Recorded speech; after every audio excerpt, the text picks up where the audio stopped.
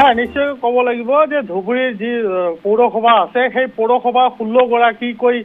ward আয়ুক্ত সেই 16 গৰাকী ৱাৰ্ড আয়ুক্ত এগৰাকী ৱাৰ্ড আয়ুক্ত হৈছে উপ পৌৰপতি আৰু উপ পৌৰপতি হৈছে আইভিলতা ৰায় মণ্ডল আৰু আইভিলতা ৰায় মণ্ডলৰ যি ব্যৱহাৰ বা যি হস্তক্ষেপ সেই হস্তক্ষেপত কিন্তু তেওঁলোকে অতিষ্ঠ হৈ পৰিছে ৱাৰ্ড আয়ুক্তসকল যি কালি 10 গৰাকীকৈ ৱাৰ্ড আয়ুক্তই সেই আইভিলতা ৰায় মণ্ডলৰ বিৰুদ্ধে অনাস্থা প্ৰস্তাৱৰ কাৰণে ধুবুৰী জিলা আয়ুক্তক এখন পত্ৰ দাখিল কৰিছে আৰু সেই পত্ৰ আমি লাভ কৰিবলৈ সক্ষম হৈছো আৰু আজি সেই পত্ৰখনৰ যি সবিশেষ আছে সেই সবিশেষখিনি আমি আমাৰ দৰ্শকসকলক দেখুৱাবলৈ যত্ন কৰিছো যে ধুবুৰীৰ যি উপ পৌৰপতি আছে আইভিলতা ৰায় মণ্ডল তেওঁ কিন্তু জিলা আয়ুক্তক এখন পত্ৰ প্ৰেৰণ কৰাৰ অনাস্থা আনিবলৈ হয় এটা কথাটো হৈছে জিলা আয়ুক্তগৰাকীয়ে কেনে ধৰণৰ ব্যৱস্থা গ্ৰহণ কৰিছে কি পদক্ষেপ গ্ৰহণ কৰিছে এতিয়ালৈকে যেহেতু যোৱাকালি দিয়া হৈছে আজিলৈকে তেওঁলোকৰ কোনো আমি খবৰ লাভ কৰা নাই আৰু আমি যোগাযোগ কৰিছিলো যে এই ক্ষেত্ৰত তেওঁলোকে কি বিহিত ব্যৱস্থা কৰিব জিলা আয়ুক্তগৰাকীয়ে কিন্তু ইতিমধ্যে আমি কোনো খবৰ লাভ কৰা নাই কিন্তু যোৱাকালি যিহেতু বিয়লিৰ ভাগত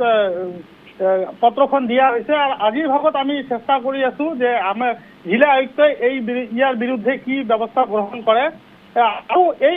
উপ পৌৰগৰাকী যি আইভিলতা ৰায় মণ্ডল আছে তেওঁৰ বিৰুদ্ধে কিন্তু আৰু বহু ধৰণৰ তেওঁলোকে অভিযোগ আনিছে আৰু সেই ভিত্তিত কিন্তু 10 গৰাকীকৈ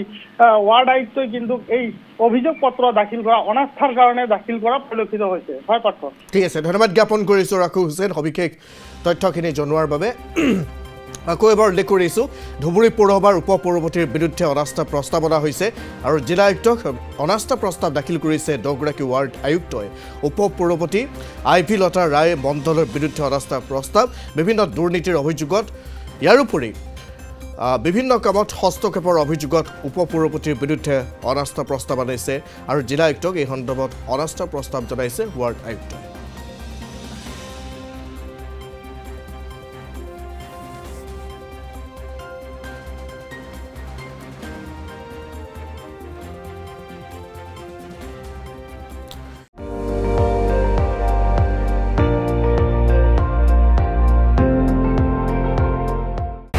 আপুনি চাই আছে ND24 সৰ্বশ্ৰেষ্ঠ নহয় সৰ্বোত্তমৰ দৌৰ